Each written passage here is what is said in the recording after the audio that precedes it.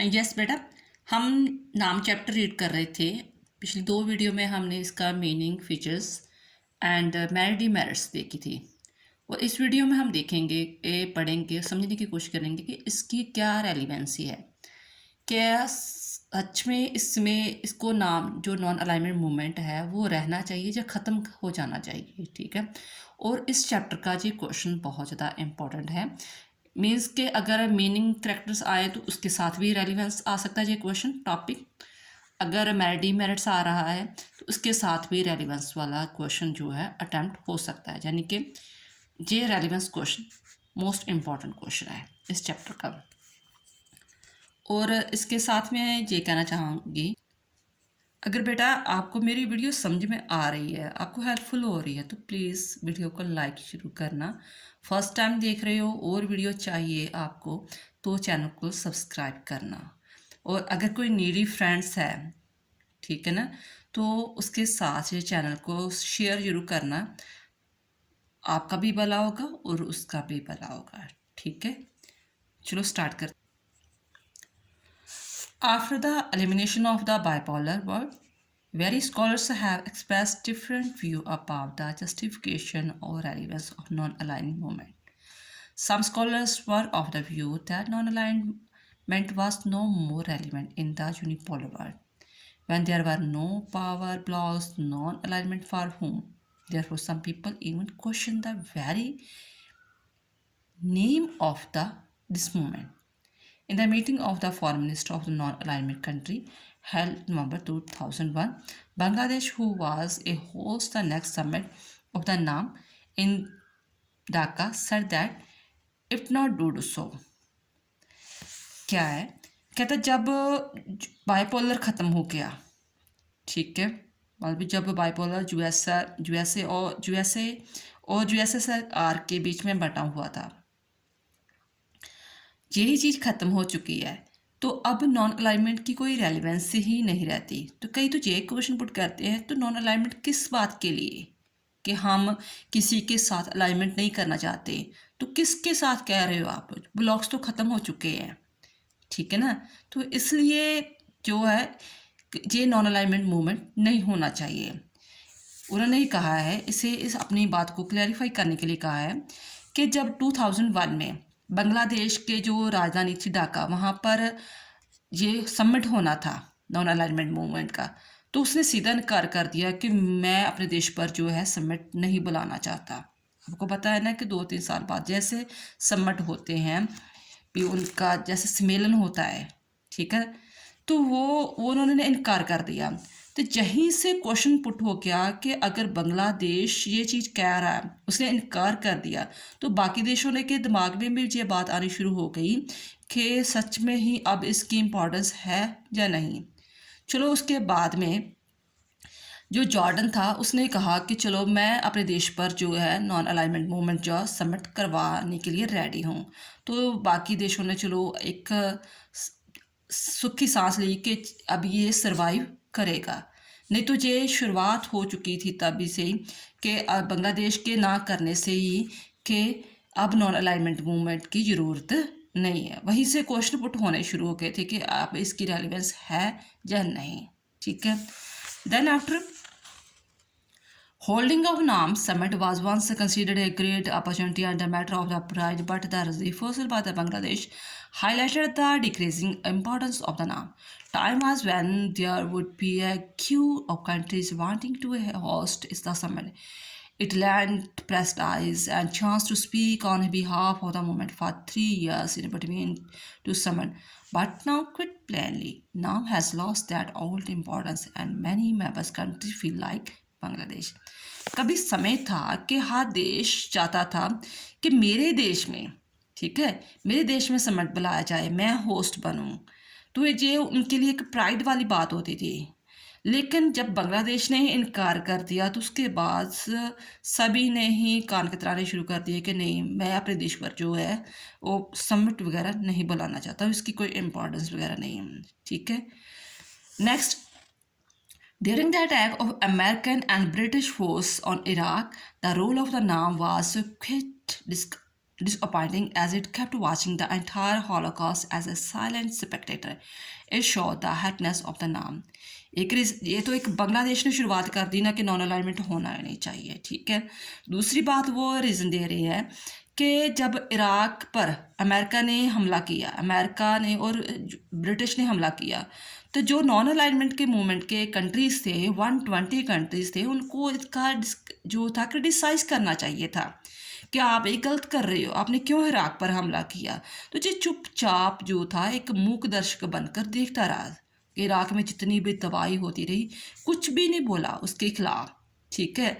इतने बड़े लेवल पर होने चाहिए, एक यूएनओ के बाद ये एक दूसरा ऑर्गेनाइजेशन है जो बहुत बड़े लेवल पर संगठन है इनका, ठीक है। तो इसको स्टेप उठाने चाहिए थे। फॉर दिस रीज़न भी लोगों ने कहा कि अगर ये उसके खिलाफ बोल ही नहीं रहा तो इसकी क्या ज़रूरत है। इसके कारण भी क्वेश्चन पुट होने शुरू हो गए कि अब फिर नॉन अलाइनमेंट की ज़रूरत नहीं है। आगे और रीज़न दे रहे हैं वन बाय वन कि नॉन अलाइनमेंट की ज़रूरत नहीं है। रीज़न क्या? फर्स्ट दिया है कि कोल्ड वार ख़त्म हो चुका है, ठीक है।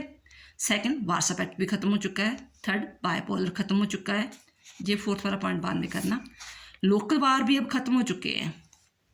सोवियत यूनियन के अंदर जो देश थे ना वो भी आज़ाद हो चुके हैं, ठीक है। तो वो इंटरडिपेंडेंट हो चुके हैं एक दूसरे देश के। फिर dependence of the developing country, जो डेवलपिंग कंट्री है वो भी जो यूएसए की जैसा है, जो जापान है, ऐसे देशों पर डिपेंडेंट है।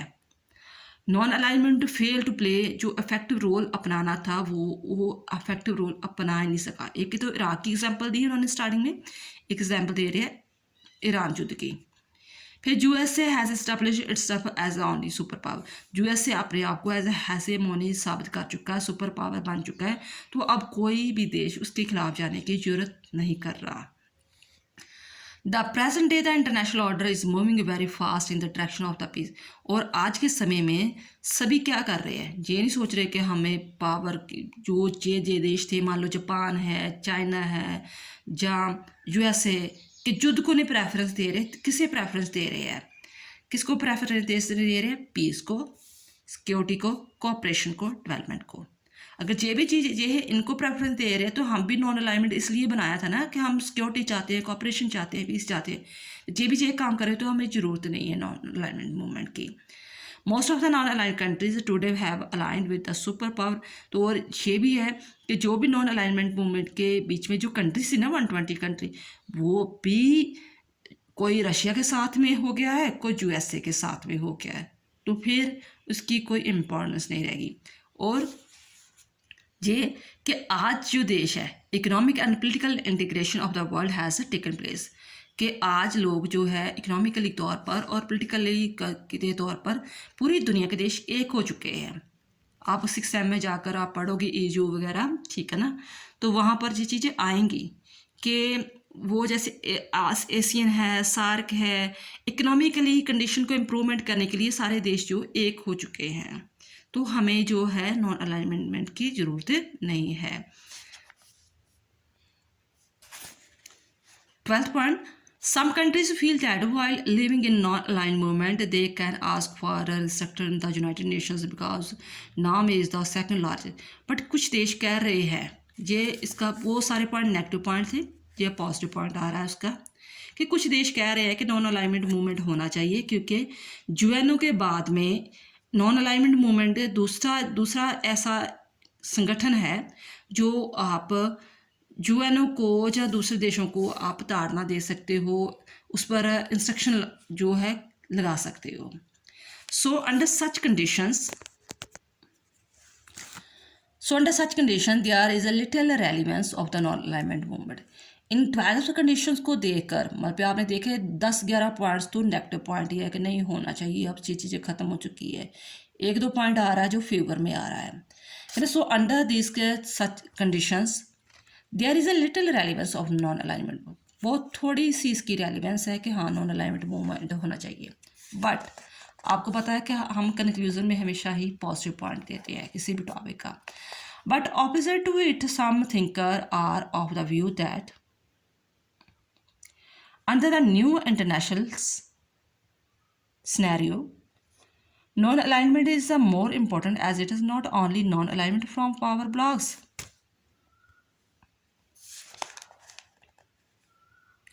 Rather, it is the policy of the peace, mutual cooperations, mutual independence. कहते चलो मान लो कि आजकल युद्ध नहीं हो रहे, आप कह रहे हो नॉन अलाइनमेंट मूवमेंट की ज़रूरत नहीं है, बट आज इसका सिनेरियो जो है, सोचने का तरीका अलग हो चुका है। क्यों? क्योंकि नॉन अलाइनमेंट क्या कर रहा है, हमारे जो दुनिया के बीच में क्या क्रिएट कर रहा है, पीस कर रहा है, म्यूचुअल कॉपरेशन लेकर आ रहा है, म्यूचुअल इंडिपेंडेंस लेकर आ रहा है, इंडिपेंडेंस लेकर आ रहा है। फॉर दिस रीज़न भी हमें जो नॉन अलाइनमेंट मूवमेंट को ज़िंदा रखना चाहिए। ठीक है, it is symbol of the world based on the peace, justice and equality. ये लाइनें आपने ऐसे ही डिट्टो कॉपी करनी है, ये 2 लाइनें। And so long there are the social and economic inequality, dominance of the rich nation other over the poor country, undemocratic political condition and the problem of the violation of the human rights. The norm is relevant कि हम जो कुछ देशों के बीच में जैसे discrimination हो रहा है डेवलपमेंट को लेकर, ह्यूमन राइट्स को लेकर, या अनडेमोक्रेटिक हो रहा है, वो चीज़ों को ख़त्म करने के लिए ये नॉन अलाइनमेंट मूवमेंट बहुत ज़्यादा ज़रूरी है। On April 25th, 2005, while speaking on the occasion of the Golden Jubilee, जब इसकी गोल्डन जुबली मनाई गई थी मान लो, तो नामिंदा बैंडुंग, आपने मैंने शॉर्ट क्वेश्चन में ये चीज़ समझाई है कि बैंडुंग का जो है कॉन्फ्रेंस इतनी इंपॉर्टेंस क्यों है। ठीक है, डॉक्टर मनमोहन सिंह जस्टिफाइड, मनमोहन सिंह आपको पता है हमारे देश के प्रधानमंत्री रहे थे, justified NAM as it is a remain a valid and effective instrument to ensure the creation of the more just and fair global order. Manmohan Singh ने भी कहा था कि कॉन्फ्रेंस में कि आने वाले समय में भी इसकी और ज़्यादा इम्पोर्टेंस है, इसे सर्वाइव रहना चाहिए। ठीक है, so the need of the hour it is not to the perform its last rights, rather to make its more and more strong and relevant. ये नहीं कि हमें इसकी ख़त्म करने की तैयारियां करो, बट हमें और ज़्यादा कोशिश करनी चाहिए कि इसकी रेलिवेंस हम कैसे बढ़ा सकते हैं। आई होप ये चीज़ें आपको समझ में आ गई होगी। थैंक्स बेटा।